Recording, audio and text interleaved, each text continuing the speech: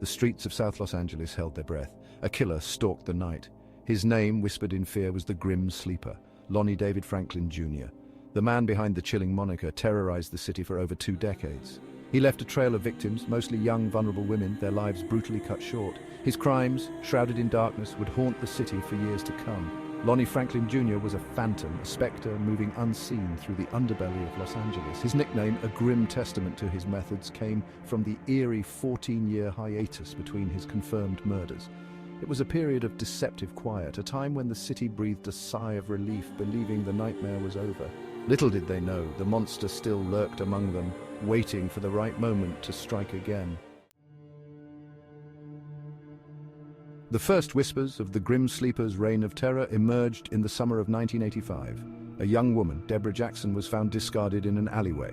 She had been shot, her body left to the elements. The police at the time treated it as a tragic but isolated incident. They had no way of knowing it was just the beginning. Over the next 3 years, the body count grew.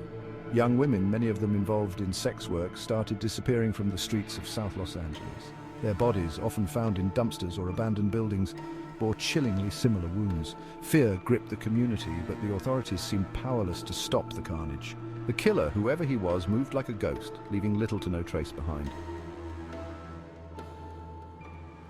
The killings had a horrifying pattern, but they lacked a clear motive. The victims, mostly black women caught in the throes of poverty and addiction, were easy prey. Their lives, deemed less valuable by a society riddled with inequality, were seemingly ignored.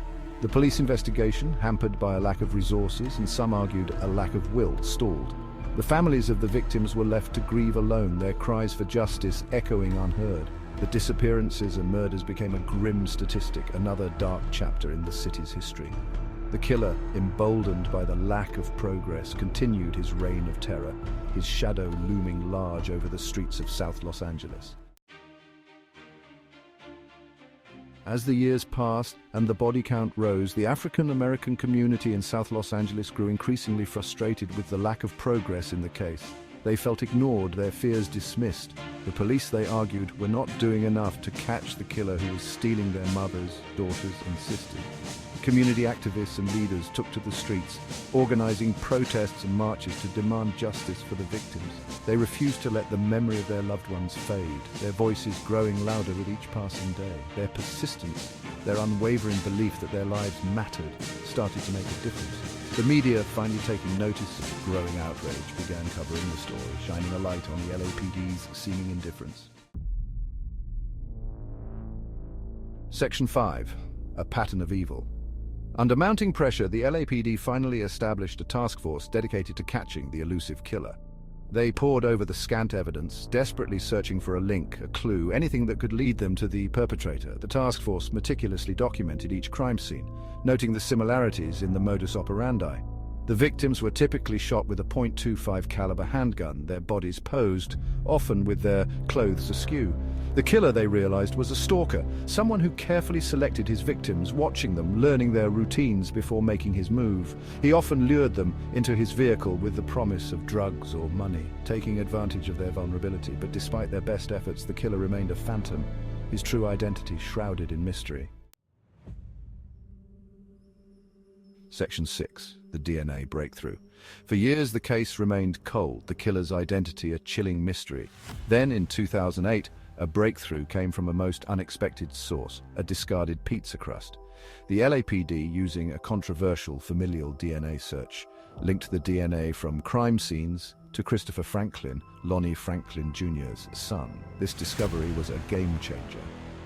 It provided a direct link to the man who had managed to evade justice for over 2 decades. The police, armed with this crucial piece of evidence, were finally able to track down Lonnie Franklin Jr.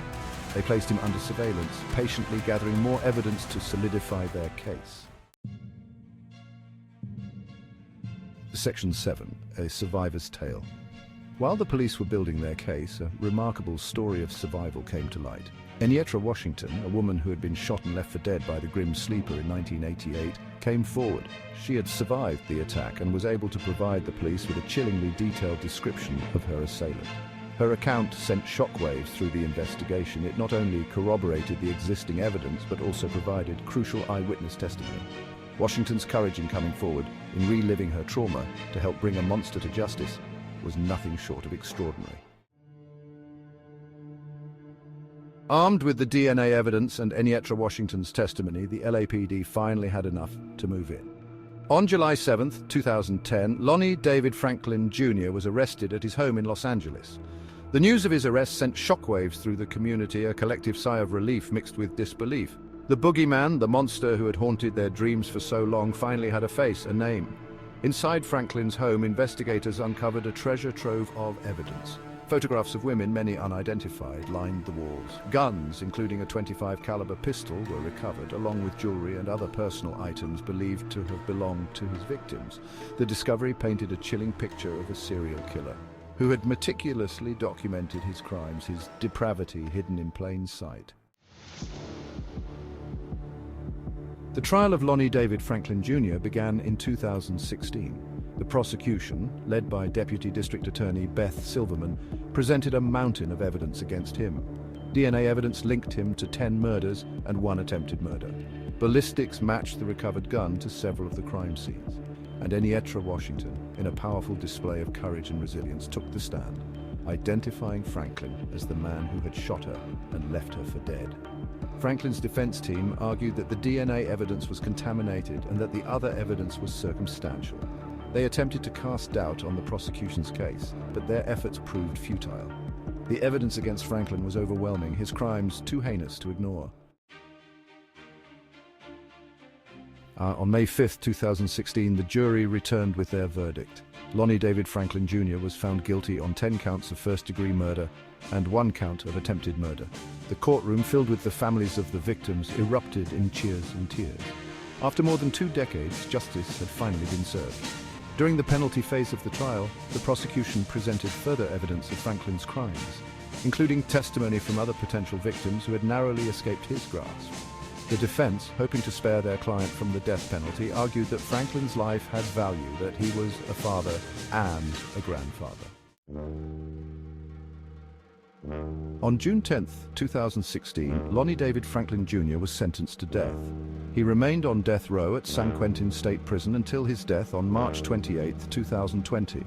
His death, while bringing a sense of closure to the families of the victims, could never fully erase the pain and suffering he had inflicted.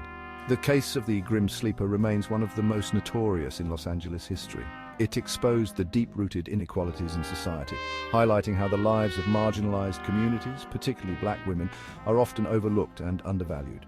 The case also underscored the importance of community activism and the need for law enforcement to be held accountable for their actions. The story of the Grimm Sleeper is a chilling reminder of the darkness that can lurk in the shadows, but it is also a testament to the resilience of the human spirit and the unwavering pursuit of justice. It is a story that will continue to be told, a cautionary tale that reminds us that even in the darkest of times, hope and justice can prevail.